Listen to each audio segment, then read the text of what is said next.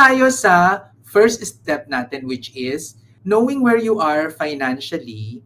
Ang key po dito talaga ay dapat ginawa ninyo yung assignment natin. Makakwento ko lang ha. Alam niyo siguro magjowa kami. Ha? Bakla ka pala? Kaya naman ni Edwin ay magjowa for 21 years. At kung ikukumpara namin yung mga pangarap namin nung kami ay nagsisimula pa lang at mga pangarap namin 10 years ago at ngayon, nako, nag-iiba po siya. So, nagsisimula tayo, I think ang isa sa mga nagpa-pop up sa isip ko ngayon ay dapat may tigisang kotse tayo bago every 3 years. Kakaloka! So, tinatawanan lang namin ngayon. Nung kaya na naming bumili, nakita namin, ay, parang hindi naman pala kinakailangan. So, may mga tools tayo dito. Ito yung money in, money out. And then, yung ating statement of assets, liabilities, and net worth.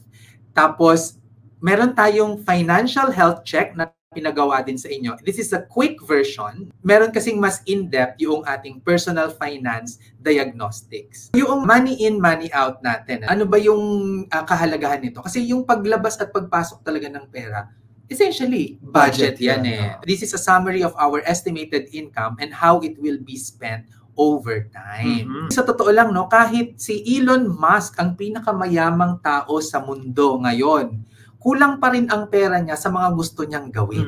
Gusto niya pumunta ng Mars, di ba? So, siya na yung pinakamayaman, tayo pa kaya? Di ba? Kailangan talaga nating tignan yung pumapasok na pera at ipa-prioritize natin kung saan natin ilalagay yung pumapasok na pera to achieve our life goals. Sa budget din natin, kinaklasify natin ano yung passive income at saka yung active income. O ano ba yung passive income? So ito yung mga rent, interest, dividend, capital gains, pension, royalties, at saka royalty. So 6 na klase yung passive income natin. We want to create passive income from active income kasi ang pinanggagalingan po ng passive income ay sa active income. Unless ikaw ay pinamanahan. Pero naku, kaunti lang yun. At saka wag nating aasahan yung mga yon. Doon naman tayo sa expenses. Sinusulat mo kung ano yung mga pagkagastusan mo, then you will be able to prioritize your needs over your wants. Sa totoo lang, yung mga needs and wants naman natin ay, kung titignan natin ay magkakaiba. Subjective. Diba? Kung si Edwin, nako, need niya talaga ang maglaro ng volleyball. Hindi talaga po pwede na wala siyang laro. Nako, mamamatay siya. Mas mahal niya po ang volleyball kaysa sa akin at tanggap ko po yun. Kaya, ako ang titignan ko dyan lang parati ay, kung ikamamatay mo, nako, yan po ay need. Kung hindi mo ikamamatay, nako, yan po ay wants. Diba? Ito yung budgeting rule natin for expected or regular income. Ang pinaka-guide po natin dyan is to save and invest as much as you can. So kapag less than 25,000 pesos yung kinikita mo, 5,1585 ang susundin. 5% for insurance, kasama na dyan yung PhilHealth SSS. 15% for savings, and then yung remaining 85% ay for expenses. And then, kapag ang kinikita mo naman ay greater than 25,000 pesos, ang gagamitin na natin dito na formula ay 5, 15, 20, 60. Savings, 5% for insurance, 15% for savings, 20% for investments, at 60% kasama na dyan ang ating expenses. Ang budgeting rule for unexpected income. Ang gagawin natin dyan ay... Unexpected, sarap yan. ano ba yung mga unexpected? Bonus. Yan! Christmas bonus! Saka yung 13th month pay kasi dapat i-classify pa rin natin siya na unexpected income. Kasi hindi naman siya kasama dun sa 12 talaga. Mga racket, mga ganyan. No? Mga unexpected income. Balance of luxuries and obligations. BOLO ang rule naman natin dyan. At paano natin siya i-implement? Ganito.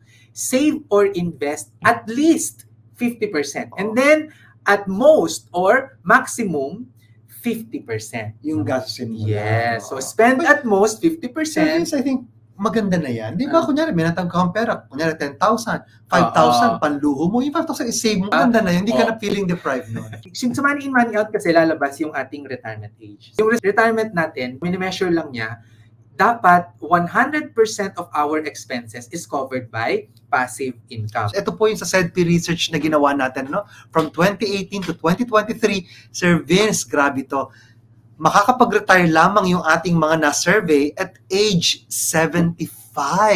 Dahil 45% ay wala pang passive income, 35% ang passive income nila ay less than 10,000 pesos per month. Ang lungkot! Masyado matanda. The second tool is the SALN, Statement of Assets, Liabilities, and Net Worth. Yung SALN, this will list what you have, your assets, what you owe, liabilities, and what you own, no, your equity. At syempre, Sir Vince, sa SALN natin, it creates awareness of your financial situation na nagiging aid natin in budgeting and planning. Financial health check, ito assignment nyo rin po ito, di ba? Kapag 27 to 30 points yung nakuha ninyo, financially sustainable po kayo, 21 to 26 points, financially secure, and less than 21 points, kayo po ay startup. Anyway, para lang makumpara ninyo how you are from 2020 up to now, yung mga kumuha ng financial health check, ito yung mga naging scores nila. Financial startup, 61% ng mga kumuha ang nandyan pa lang. Oo.